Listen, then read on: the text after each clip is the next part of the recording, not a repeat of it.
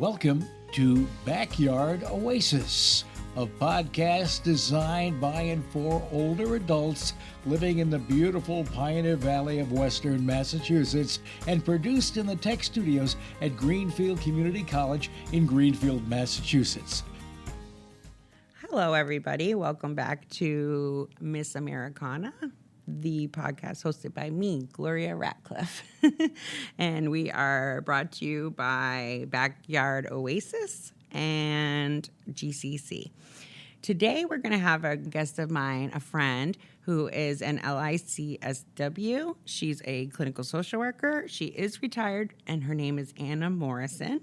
And she's going to talk to us today about our feelings. So I would like to introduce her right away and just get into it like we do here. Hello, Anna. Hi, Gloria. Nice to be joining you to talk particularly about depression.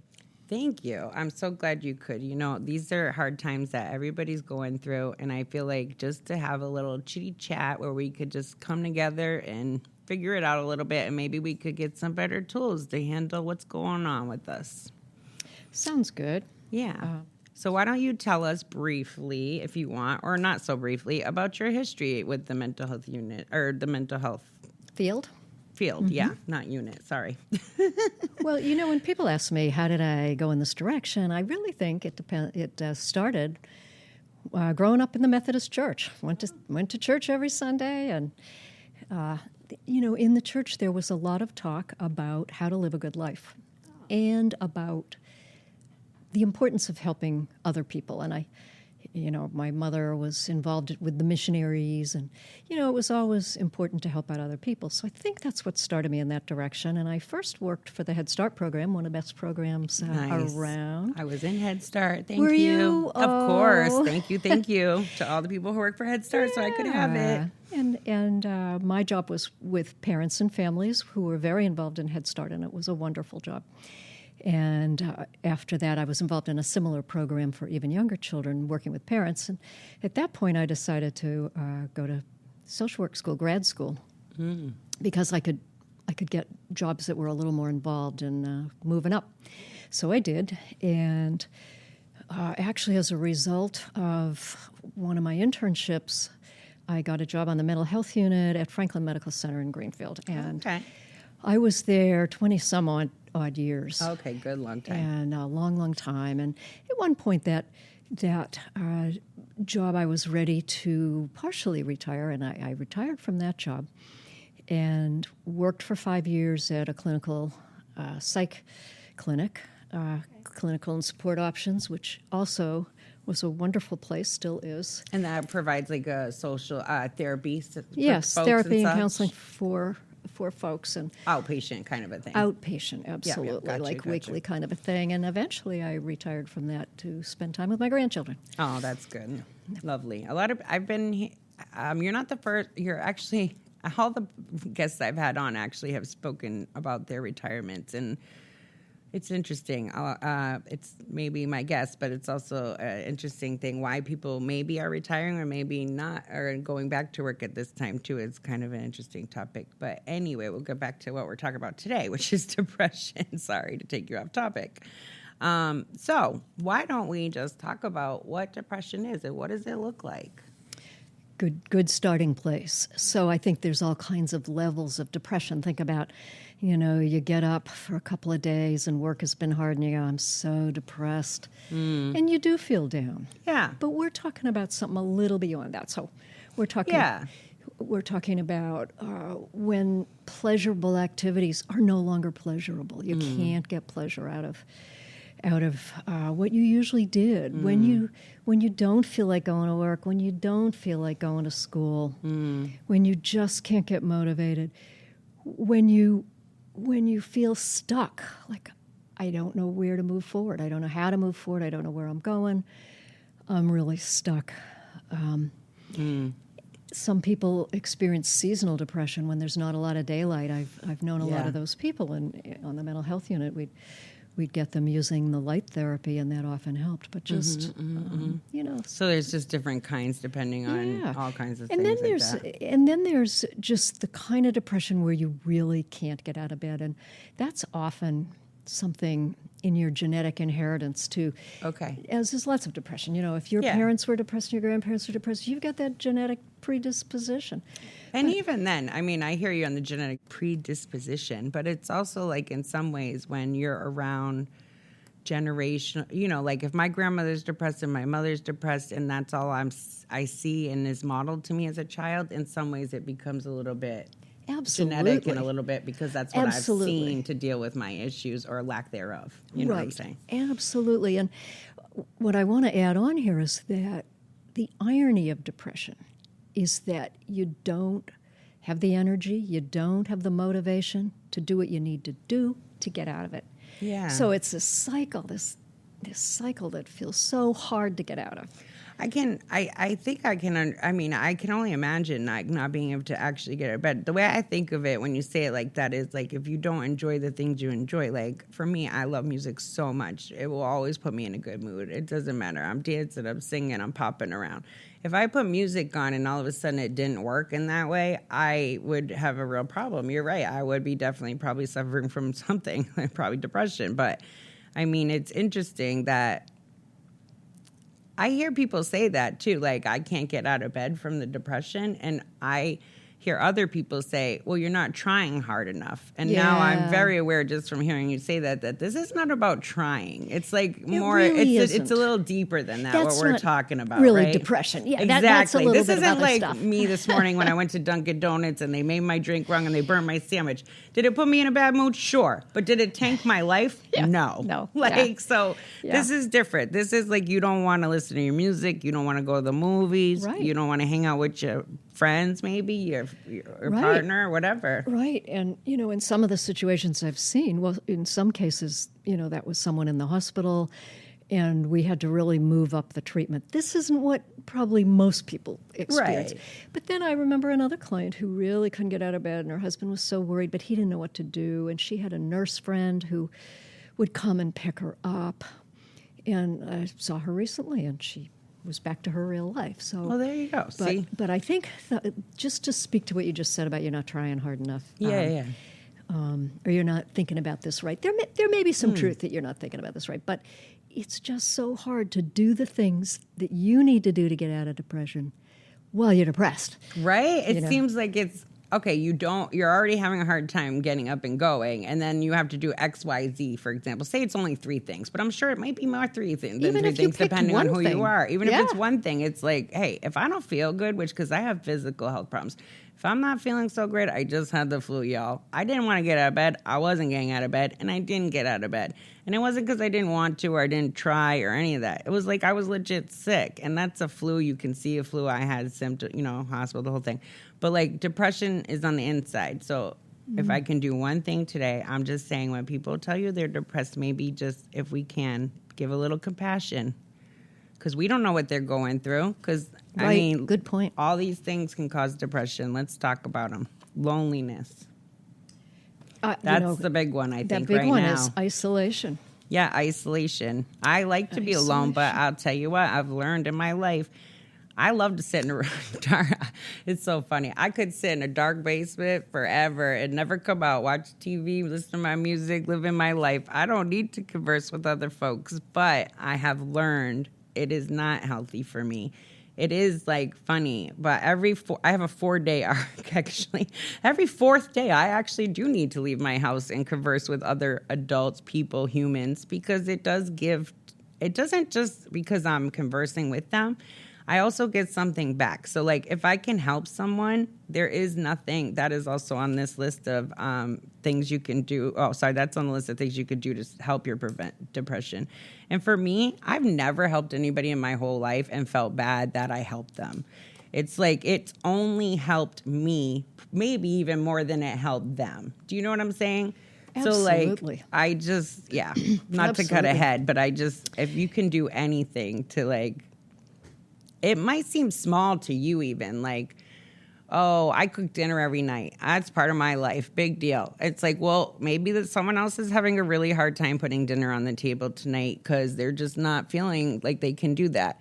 Maybe you can make them a casserole. I don't know. That's me. But like, do anything, really. It could be something that isn't very important to you, but is going to make the world of difference to them. I think that's a good point. And down the road, just a little, we'll talk more about that in thinking about, we're going to talk today about getting yourself out of depression, but we're also going to talk about how do I keep myself from getting in depression? And that's one of those things. If I'm doing something for someone else, it's something bigger than me. And, you know, AA talks about that, don't they? At the end of the 12 steps, help somebody else, because that's going to, It's actually not the 12th step, but yeah. No, I said, well, at the end of the 12 steps. Within the 12 steps, yeah. there is definitely giving back is a huge part of the 12 steps. Right. Agreed, yes. And I heard an interest, speaking, you know, isolation is huge. And I was reading, I don't even remember the name of the author, but a man who specializes in teen anxiety. He pointed out that teen mental health began tanking about the year in the early 2000s that the iPhone was developed. Oh, I'm not surprised at all. I mean, this is not our first podcast where we've referenced social media. I call them the interwebs. And they are affecting humans, first of all, and they are definitely affecting children. They're saying your brain isn't even formed till you're 25. Like, there's a lot going on the internet that isn't so healthy for these kids, and it really is affecting them. I agree with you. But even when it is, I have a family member who spent a lot of time, because of her anxiety, in her room connecting with other people on the web. She'd write things, they'd give her feedback, she'd give other people. So you'd think she was connected. Yeah. But she wasn't. No, you know, I'm like that on social media myself. I'm very popular, but at the end of the day, I mean, these aren't friends that are going to show up for you if you're in the hospital. These aren't people who can run by your house and drop off a pack of tissues. I remember I had It doesn't mean they're not good friends or whatever. I'm just saying you have to be aware. They could be in another state. They're in another country, perhaps another state. They have their own lives. It's like nice to connect, but it's also like you just cannot put too much weight that they're your lifelong friends. You know what I mean? I remember a Head Start parent who had 2 really little kids. I remember her telling me, she said, oh, gosh, I have got to have some adult relationships. She said, I go downtown and I see someone I know and I go, hi, how are you? Yeah, like she's around her kids all the time. Right. Yeah, and the other little story about that gives me a chuckle is one time I was coming home from a friend's house in Rhode Island, and I went by the high school in whatever town I was in at getting out of school time, and there were all these girls sitting along a wall. There was a little wall. They were taking selfies. Oh, that might have been. But they were all on their phone. And I don't know if they were talking to the one next to them or what, but they were all on the phone doing but they something. Were all on the phone. They weren't, and you know, I mean, when I was growing up, I mean, I'm old, but yeah, me too. We talked to each other. Too. You're off the bus. I mean, even on the bus, off the bus, I was talking the whole time. We didn't have phones when I was in high school either, but. And even then, with the thing with the girls too is like, so posting a selfie is fine. I don't have a problem with that. But I guess the younger girls, they take 200 to 400 photos to find the one that looks best. Oh, I'm sure that's helping their self-esteem and their eating issues that are going to come up in the future. Like, that can't be good, taking 400 photos of yourself. Sweetheart, here's the tip. You look the same. 400 photos, you don't need that many. Just pick one. It's usually the first one that's the best. Just grab your first picture. Adolescence is so hard. I know, and it is. And I say that very empathetically. I really do mean it. When I turned 15, I was like, oh, Lord, teenaging is not easy for girls. I know. I can't speak for boys, but when I was a 15-year-old girl, I was a maniac mess, and thank God social media didn't exist, because I don't even know what I remember even when it did come out, and I wasn't 15. I was older, should know better. We talked about this before too. In the beginning, when social media came out, I used it almost like a diary. I would post pictures of my life, talk about my intimate thoughts and feelings. What you had for breakfast. Well, not that, but yeah, because I can't do that. But yeah. And then, so like, you know, I bought these new shoes, sure, that. But then I realized it's just a supercut of my life. It's giving you the impression I live this perfect life of pictures, because I'm an Instagram girl. These pictures, these snapshots of, you know, random moments, which might have been great, but I didn't give you a picture of when my dog took a poop and I stepped in it. You know what I'm saying? Because that's like not going to go on my Instagram, but you get my point. It's like life is not as pretty as the supercut. So don't buy into that. I see. What you're saying is you're putting out a version of yourself that isn't fully real. It's partly real. That's what happened, exactly. Because at first I was putting too much of my real self out. And then I put out a sort of that version of myself. And now my social media is rarely about myself at all. It's about the things I care about, social platforms, you know, other things, politics, etc. I rarely post an actual photo of myself because of the dangers. Absolutely. And so talking about, you know, other things that lead to depression, you already brought up, if you had parents who were depressed, for whom nothing looked good. Exactly. Life was dark. Mm-hmm. Yeah, you know, that leads to anxiety. You know, how am I going to have a good life? I didn't learn from my parents. And how many people around here, you know, do have that situation? And sometimes, you know, sometimes they find someone else who's kind of a mentor. And that's really helpful. I think that is helpful. If you could find someone who is a mentor, that is helpful. I know for me, I had a hard childhood as well. I'm sure people could tell the way I talk. And I'm saying that for me, I had to do therapy. I had to do what's called DMH. It's called, DBT and EMDR. EMDR has probably saved my life. It's pretty significant therapy that you can't get everywhere. You have to find it. And if you struggle with PTSD, you can get better. I'm walking proof of that. You really are. But it's not easy. I'm not going to lie to anybody about it. It's not easy, and it's not guaranteed. But there are tools, and if you can find a therapist who can help you access those tools, you very much can get out of your PTSD. And as you point out, DBT, some people have really found... Oh, DBT is great, too. I'm saying they're both great. But the EMDR, for me, because I had also childhood sexual assault. So it's like that squared it for me with making it just where I can tolerate life and move in the world and that not be my identity, frankly.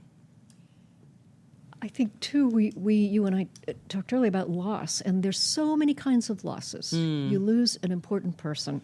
I have to move. That's a loss for me. I was going to put that. I don't like moving. That's in my thinking. I've had to move too much in my life. There's statistics about that when you move to a new place, you're really in trouble for depression. And I luckily have, you know, what I need to move, like resources, etc. Like if I didn't have resources, oh my God, how much worse. But look what you lose. Even then, it hurts my heart. I'm going to miss my home. Even though it's like, you know, we've lived there a long time now. That was my home, my first home with my husband, you know, and my doggies. It's like, it's my house. It brings up feelings of loss. And those feelings bring up the childhood loss feelings, good to your point. So, like, even though I'm a 46-year-old lady, I'm out here in some ways feeling sad, mad, like I'm 8 years old again, and I'm being forced to move. You see what I'm saying? It brings it back up. We studied that in social work school. It's that big a thing. Yeah. And you point out how that works, that you lose it so much. And you lose... Well, because you're right. When I moved at 8, I moved from a city to a country, dramatic change. I moved from my family being my inner circle to no family around me. So that was dramatic changes. The schools were different. I had a better school moving out here. They actually were like, you have dyslexia. We need to teach you how to read. So that actually worked out. But you see, there was just dramatic changes, one right after another. And I was only 8. So for me, it was a lot. I don't know if I think it's probably hard for any 8-year-old, but absolutely. And look, sometimes people have to move. I have to move now. Like I said, things happen. Like you said, loss happens. You cannot always predict it, and you definitely do not control it. And there's, you know, the loss of divorce. I used to do a course for quite a while for divorcing parents, and it was how to help kids through it. But, you know, people talked about what kind of a loss. Now, for some people, obviously, they choose the divorce, but it's very different for the people who didn't. And they're just, all of a sudden, they're out in a snowstorm in the middle of nothing. Yeah. Another loss that we often don't think about till we get older is retirement. That's what I was trying to say about all my friends who have been on the podcast talking about their retirement stories, because it's like, actually, I feel like it's a giant loss. And I think not only is it a giant loss, it can really affect people's health, physical and obviously emotional and so forth. And Yeah. I don't know if we've ever even talked about that. I know I'm not prepared. Yeah, because it's so far away for you. But, when you're talking loss, it's a big thing. Or even a job loss in your younger years. A job loss can be... I have a friend who lost her job and she thought she'd worked there forever. She's worked there 20 years, and they just let her go like it didn't matter, and it really hurt her. And it's like, hey, sis, I love you, but that's corporations. Like, sorry you lost your job. I really am sorry. I'm sure it hurts. And I'm sure it happens more now than it once did, certainly, because everybody's downsizing and this was some kind of... Yeah, she told me it was like a corporate something baloney. You know what I'm saying? Yeah. I mean, talking about parents who are depressed, also just parents who, if you had parents who didn't relate to you very well, and I've met so many people growing up with drug or alcohol addicted parents who weren't able to have a relationship with their kids. So you don't have relationships. You don't know how to have relationships. So we say, don't get isolated, like, good luck. You're afraid to have relationships. Well, it's true, because you don't know where the boundaries are. And it's like, so, okay, great. Don't isolate, make friends. Well, if I make a friend, how do I know it's a good friend? How do I know this person's going to treat me okay? Used. How do I know this person's not going to hurt me? You're right. All those things come up. And you get scared just to talk to Step people. out the door, let Step alone out the door, go meet up with somebody or whatever. Yeah. I think you brought up something in the beginning of the podcast that is not my normal thing, but I will just remind folks. You said you were brought up in the church, and even though I was not, I mean, honestly, I feel like maybe if you're a church-going person, maybe you could revisit your church to combat some depression and loneliness. It's certainly something I think about when we talk about how to connect. Yeah, that's what I mean. If you're looking for connection, I think the church does sort of offer a lot of connection. It does. I mean, I don't know, but I've heard. And you might want to look for the right one, Right, like exactly. in Greenfield, there's all kinds of churches. Right, and maybe you're older and your church is different now. So whatever, fine. That's what we are saying, though, is that you have to have some kind of schedule, even if it means that you're waking up whatever time, pick a time. I used to wake up at noon. That's not early, but it was a schedule for me to having half a glass of juice just to start myself. I have a much better schedule now, and trust me, I wish I had more hours in the day. But and I eat a regular breakfast. But it takes time to heal too. So try to be patient with yourself. It does. I wanted to step back one sec with one more thing about alcohol and drugs. Okay, of course. That talking about what leads to depression. Alcohol is a central nervous system depressant. Right? Yep. And although a lot of times when we're feeling depressed, getting a little high, we want to drink or smoke a little pot. I'll have a drink, relax, chill out, whatever. But that's not helping me. It's making it worse. In the long run, it makes it worse. So sometimes people think it helps their sleep. In the long run, it doesn't. It might for the first few months. Okay. But it then really it starts to interrupts affect sleep. the pattern. Yeah. Gotcha. And when you quit, it can be up to 2 years before your sleep comes back. Wow. 2 whole years. My goodness. So, folks, hang in there if you're in recovery. Yeah. And definitely, you know how it is already. If you're in recovery, you know what it is. You got to hit them meetings. They're free, and that's the meeting. That will make you better. Yeah. So, we're talking about how to both avoid and how to treat depression, and I particularly love talking about how to avoid it because, people who have the kinds of things we just talked about, I would add one other thing, just, trauma, childhood trauma, or even adult trauma, but I know a lot more about childhood trauma, that you're, again, at risk for depression because you don't know how to navigate what's safe and what's not sometimes, and it can keep you from wanting to be around people. But so let's move on and talk just a little about how to avoid depression. But it's the same kind of thing for how to treat it. Right, it's similar. Some of the things they go for both. And avoiding it might be easier because you're not in the middle of being depressed. No, I totally agree with you. Yeah, I agree. And it's like, how do we avoid it? I mean, we've already sort of talked about one of the big issues. It's like, don't watch too much news is what I know I need to do. Because the news, I like to be informed, like we talked about. But it's like there becomes a point where even I'm aware that it's like, okay, I've heard, there's nothing new I'm hearing here. It's been told. So I know the facts. And now it's sort of like salacious, let's just chew on it type conversation. I don't really need that. I don't need people to tell me how to think. I can think for myself. I just really want the facts. And there does give me some kind of comfort in having quote facts or what I believe to be facts. Let's put it that way. And I just find that's the hardest balance for even me in this time in my life is like, how do you stay informed without bringing yourself down? Really good question. And I think you also stated at one point that you like to be in control, and not knowing what's happening makes me feel out of control. Yeah, which is much more anxiety producing than knowing what's happening and hating it. Exactly. That's exactly who I am. You got it. Yeah. One of the things that I've been pretty upset by the news all the time lately, and particularly, being a social worker, sure. caring about people and people's Medicaid and all that. Yeah, of course. But one of the things, I used to always just set my alarm for a certain time in the morning when I was going to, just have the news come on. And I was going to listen for 20 minutes or so and then get up. And that was a nice beginning for morning. So Don't you do set it like anymore. a timer on it. Yeah. So if I have to watch it, like watch one for 10 minutes actually, that's what I only. used to do. Now, I don't want to hear it on the radio. You just don't even want to mess with it at I all. want to read it. You want to read it. I want to get up. You know what? I've heard that from other women around Really? your age that like to read it. I think it creates a buffer for them. It's a buffer. I feel more in control. I can stop reading. I can say, I don't want to know you about can be like, that. okay, I got it. Yep. Yeah, Done. I got it. I read the headline. That's really all I want to know. And a lot of people do I've heard many people say, I read the headlines, I get it, I don't need the detail. And if I want to read the sexual details, assault with the files there that The Epstein, everybody, the Epstein files. Oh, a lot of yeah. people say, I just read the title. I really don't need the details of the, if I want the assaults. details, I'll read them. I honestly don't know why they need to put the assault details in. It's like seems rather pointless. We all know what the assaults are. It's like when you say someone assaults you, you mean they assaulted you. I don't know why they have to always print specifics. But hey, I'm not a journalist exactly.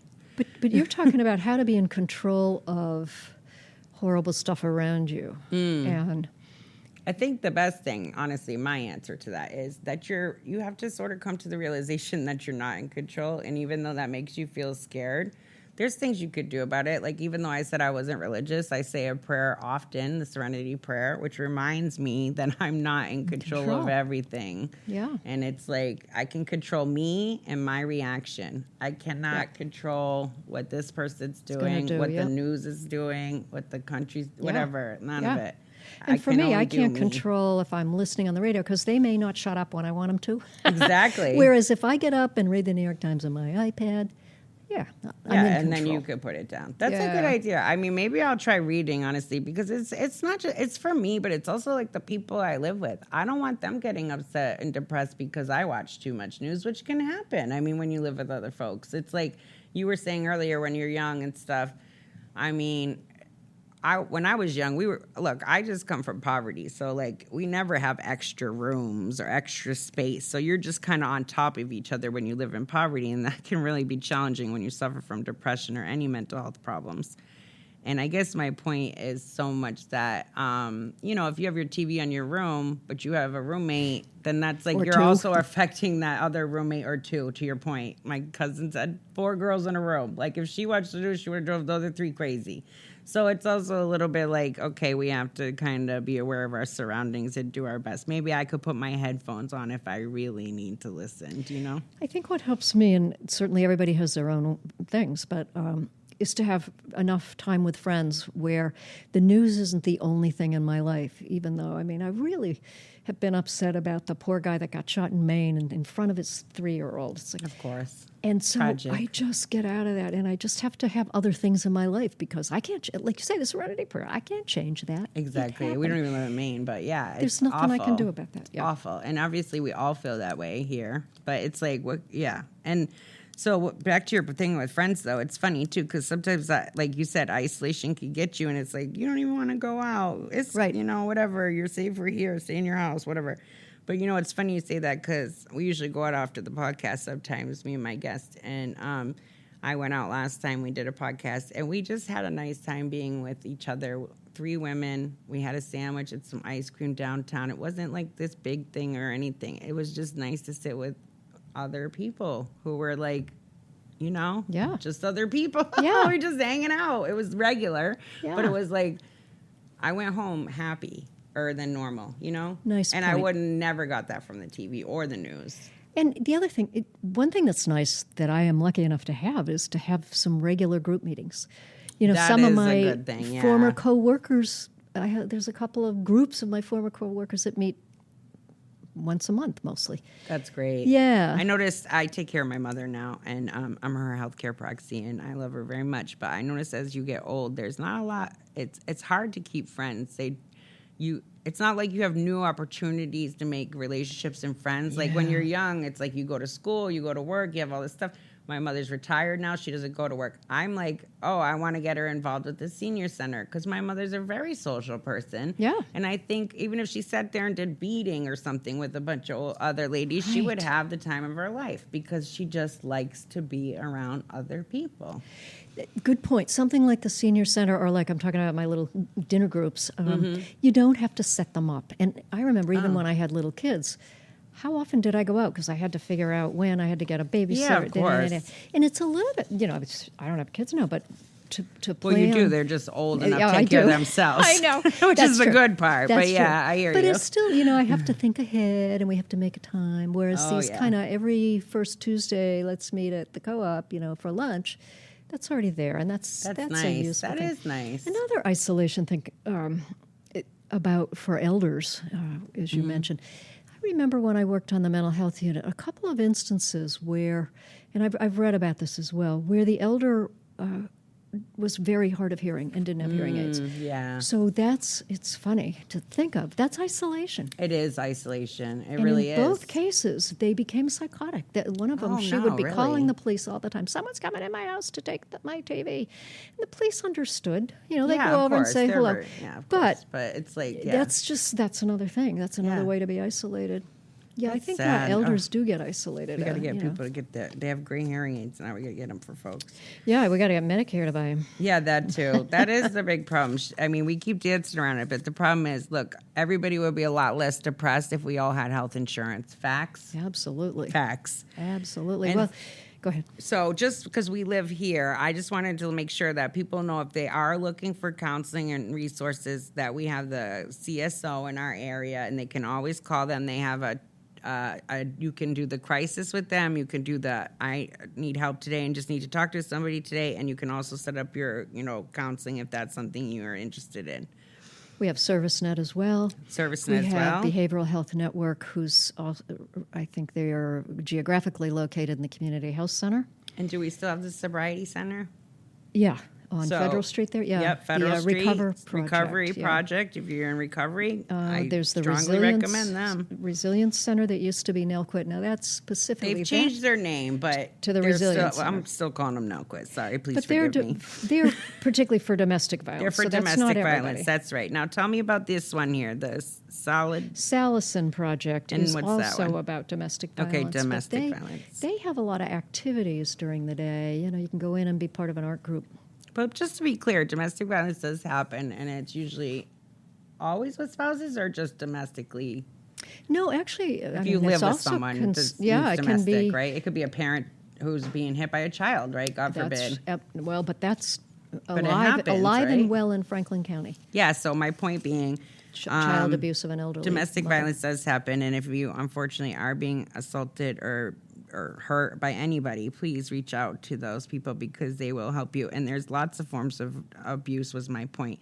There's obviously sexual and physical abuse, emotional and verbal, but there's also purple abuse, which is when people control your finances and don't allow you to move because they have your money. So that's a thing too for elderly folks. So don't be afraid to tell your other social worker, wink, wink, or whoever. Well, that's the thing. Call out these project right here. It sounds like they'll help you out, right? Yeah. Well, elder abuse, actually, you call Life Path. Okay, actually, see that? We Yeah. call Life Path. Anybody has problems with that right now, you If call you're Life older, Path. If older you're people. older, if you're helping someone who's older, you call up Life Path. That's why we had Anna on, because she knows the good stuff. They have an abuse line, actually, and you just call Life Path and, And ask don't for do it. that because it's mad illegal, y'all. Don't be hitting your parents. That ain't right. Did they hit you? Don't even do it if they did. You feel? Thank you. Another form of isolation can be when you're in a relationship that just isn't coming through for you. I remember thinking when I was young, I had a relationship, good guy. I think it had to do with Just wasn't working out. It just wasn't working out. We were kind of getting out of college and kind of stuck in what to do next. There wasn't a lot of job available. But I remember feeling lonely in that relationship, and I remember thinking, interesting. I wouldn't feel bad if I felt lonely by myself, but feeling lonely Yes, with I get what you someone mean. Yeah, feels yeah. really It's bad. worse. Yeah, I've never it's felt worse. lonely in my life, but I've only felt lonely once, and it was when I was around another person, and I was like, wow, this feels worse than if I was home alone, literally, because I don't mind loneliness, really, like I've said. But yeah, when you're with someone and you feel like they should be with you or something level on that level and they're not, wow, that's a painful loneliness. You're not really kidding. Is. It really is. You're not kidding. And what do we do about that? Nothing. Find a new relationship, right? Dump your boyfriend. Dump your partner. That might be one way, certainly, to Sure. find a new relationship, or you might do some couples counseling. Oh, right. Do you think that works for folks? It does for some, Okay. and not for if when people do, as a therapist, when they do couples counseling, they usually start off by saying, "Is this divorce counseling or is this get back really? together counseling?" And often one spouse says one the other. I want to get back now. But it it can be does done work. if it's It like can. on the same. If you're all aligned and you want it to work out, maybe it can help. You're It can, saying, yeah. okay, so it's Yeah. worth a shot. If Or you you think lean you want to towards save your marriage, give it a shot. She's saying that's all. Or you get enough other people that you're not counting on your relationship. That might be another way. Oh, that's a great way to know if it's your relationship or you, and frankly, too. Talking about joining a group, I made a note of just anything I could think of. And you mentioned church, you mentioned AA, both of those are on my list. There's the Moose Club. There's the Elks Club. Oh, yeah, is that just for men or is that for anybody? No, okay. I knew a woman who got herself. She was in a relationship that was lonely. Yeah, it's funny. hey, It comes together. We're talking about it. And she loved to cook, and she joined the Moose Club. Oh, I love to cook too. Yeah. And they do a meal every, once a week, I think, a Wednesday night or something. I never even heard of the Moose Club. But Yeah, and they do find things, out. parties for kids, and they Nice. love having people join. Oh, cool. And, they need people to help cook. And then I don't know Awesome. much about the Elks Club, but it's similar. Yeah, so, I think they're all Yeah. pretty similar, Yeah. those clubs. But and then there's things like Friends of the Library. And what is that to help but librarians out? How's that work? Or you read for the They kids? largely make money for the library. But Friends of the to Library, yeah, fund, yeah. But they do things like book sales. My friends who are part of it are very busy, so it's a very Also, active group. always, like I said it before on my podcast, always go to the library. Librarians can be your best friend, and they always have what's available in your area, and they often have free passes and all that, especially in the summer. Hit it up with your kids. You never know what you're going to find at the library. They got great stuff at the libraries. And then you've also mentioned something about eating breakfast or orange juice. That's how I started my scheduling when I needed a schedule, y'all. One of the things I learned, there's a lot of ways to do therapy. And, some people are looking at your past and how, what happened to me in my life. But I think a much quicker way to get out of depression is to do these kind of things we're talking about. Yeah. So get involved with other people. Make muffins for your neighbor. Yes, you don't feel like You're it. getting ahead of the depression. I was talking more Yeah. once you already have some health problems, which I had. Well, so I had to deal different. But yeah, you're getting ahead of it, which is great. Well, joining a group we talked about. So there were some groups.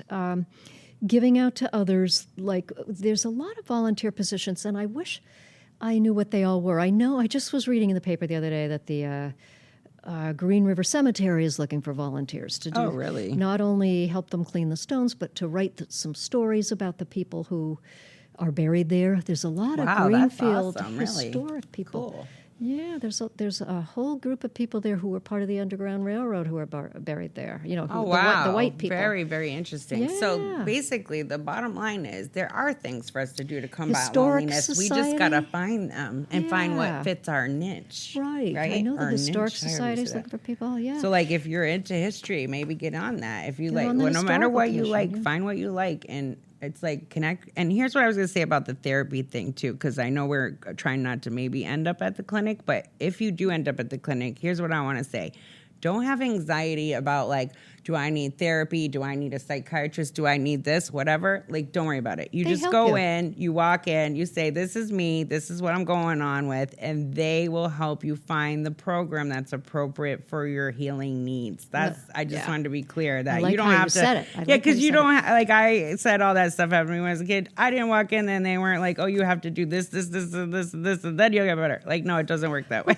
People used to say, I'm going to go get my head shrunk. You Yeah, know, right. It's like, those it doesn't work that way. people are so nice. Nobody will ever say, what No. the heck are you doing here? No, they're They like, how won't. can we help you? Do you know, they're very kind. That's their job. They do it for, I don't want to say they're all the same, but like Anna's a very good example. They're just wanting to help you out. In a lot of ways, they know how, and they're just trying to help. Yeah. And so, I used to tell people in a group, I remember, can you at least make muffins for your neighbor? Yeah. Can you make muffins for your mother? Whatever. That's so easy. You buy a mix. Although groceries now are so pricey, I Yeah. feel you. But like you could do but something, just do anything. something. Yeah. Maybe like you, how about like maybe if you you're shovel their what if driveway. I was gonna say I was an elderly neighbor or somebody who's older. Like where I live, we have to go get our mail. Do you want me to grab your mail when I go up the hill? Like maybe it's hard to get up the hill. It's hard for Little me to get. Little things. things can be a big thing for folks. I'm running the grocery store. You need anything? You're looking how to make life Whatever, just little purpose, things. some purpose in your Yeah. life. So you give yourself some purpose. You figure out what's your purpose. Yeah, and I mean, even you said if you like kids, there's things you could volunteer to help out with the kids. true. There's Yeah, so Head much. Start It always turns took out that they want a lot of. It is like they need a lot of volunteers to help out with Schools things, but probably we want just them. need to find the connection for that. And then you talked about, just briefly, but I wanted to talk more about it, having some kind of schedule when you get up. I used to ask this question in a group that we did daily on the mental health unit. What do you need to do in the morning to make your day work? And over and over, people would say, well, when my day used to work, Right? and I would have this kind of schedule. But when I particularly remember this woman who was a pretty high power worker. She was a CPA or something in Boston, but then she moved out here and got involved in some drugs and alcohol. And she said, when I'm doing well, I get up at the same time every day and I make my bed. Otherwise, I would get back into it. Oh, that's a good tip. I always I get back make into my my bed, bed, yeah. but I I want to make my- get back into mine, so it's a choice. But go ahead. Yeah.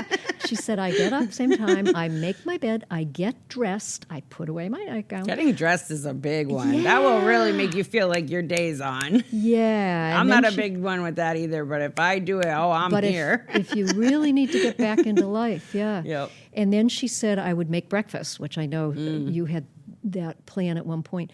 So I make breakfast and then I do the dishes.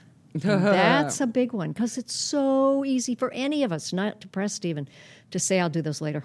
I do that all the time. I put dishes to last because it's my least favorite chore. I'll do Yeah. laundry first thing in the morning, but I will not do dishes. It's funny. I always Well, save it to the end of the day. That was her plan. And she said, then I feel like I'm ready for the world. So then she Yeah. would go for a walk. And that's sort of the next thing we could talk about, exercise. Yeah. Going for a walk every day, every other day, take music, take a podcast. And that's more like how my life is now because I do have ankylosing spondylitis, so I am disabled. So when I get up, I take time for myself. I have tea because I like having tea for breakfast or with my morning. Yeah. I do my medicines and I do my yoga and my Pilates. I have a Nice. routine that I do in my bed so that I don't damage my joints anymore.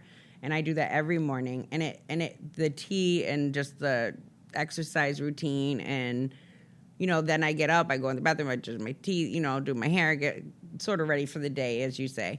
And by then, I'm like ready to go. And then it's like the dogs come in, the house is in chaos. It's fine. I'm already ready. Because if I Yeah. don't take that, it's like an hour and a half, about 2 hours before I have to talk with other folks or do things for I can't. It's like my day's going to be set back. It's like I've learned that about myself, that I need to give myself an extra hour before I got to be somewhere, do something What or a two. great plan. And I take it. I don't even feel bad about it. I'm like, no, I'm making my tea. I have my breakfast. I do my yoga. I do my Pilates. I get myself together. and then I can handle whatever you got coming through my door. Yeah, and you're Not active. always, you're but I try. active in a lot of ways. You're doing this podcast and whatever else. Oh yeah, I do. I work a lot. Yeah, but I Yeah. also do that for my physical health because it has a benefit for me. If I keep my core strong, I'll keep my mobility longer. So What a good it's like point. a long-term goal too, and a Yeah. short-term goal. So it's like every day hit the goal, but then long-term I see success in my overall health, which is good. That's great. Yeah. What else? Oh, I also put on my list a gratitude list. Oh, that's a good way for us to finish up, actually, because I think we're about on time. But yeah. And self-soothing, have music around you, beauty, have flowers, have pictures of your favorite people. And the one other quick one Oh, is pictures. That's a good one, too, yeah. is mindfulness, which really has to do with paying attention to the moment, not worrying about the future, not thinking about the past and how you might have screwed up, being right in the moment. And I think the easiest way, there's so many ways to be mindful, but the easiest way is to just count your breaths for a little bit. Each breath, maybe count to 50. I do a visual with that one when I do my breath. I see a square in my head, and I breathe in on the top of the square, breathe out on the side, breathe in on the bottom, breathe out on the side. So it creates like it's almost like a waltz, if you will, but with your breathing. Nice. And it's lots of ways to do mindfulness. And that can just make it. me relax a little bit, and take my breath. And sometimes I can get ahead of myself. That helps me. But the gratitude list is interesting because I never wanted to do that either back in the day because I was like, what do I got to be grateful for? You know what I mean? Right. But the reality is I am very grateful that I breathe air every day. It's like sometimes if you have a hard time with the gratitude list, find the most basic things that you have. What about you have food? That's something to be grateful about. Like some people don't, and we all know it. So and if you don't have food, is there something else? There's some beautiful flowers along the way. Or there, right. It doesn't mean that you're denying things are hard for you. Exactly. It doesn't mean you're saying like it's okay that everything's I hurt fine all the time. It's not okay that you hurt all the time. It's just also acknowledging. Yeah. Everything isn't bad. Maybe I have a 99 home things and are bad. It would be worse if I didn't have a home and didn't feel good. Right. You know what I'm saying? Or I have a person. Yeah. Yeah. So thank you so much, Anna, for coming by and trying to tell us about our help us to try not to get depressed ahead of time. I think, unfortunately, like I will say this, I have PTSD and I'm not a doctor, so I'm not, First Amendment speech here. But my opinion is that we're all sort of having a little bit of PTSD because of what we're all going through in this economy, in this world, with this situation and everything in this administration. And I know this about things because I've been through a lot. Things always change. If you can hang in there, things will always change. And if you can, just like Mr. Rogers told us, look for the helpers because they will help you. And if you can find a helper, you'll be that much better off. Thank you so much for joining us today on our Miss Americana podcast. And thank our fabulous editor, Alex, who without this, I could never do this job. Thank you, thank you, thank you. And we will see you next time. Everybody have a good day. This concludes today's podcast.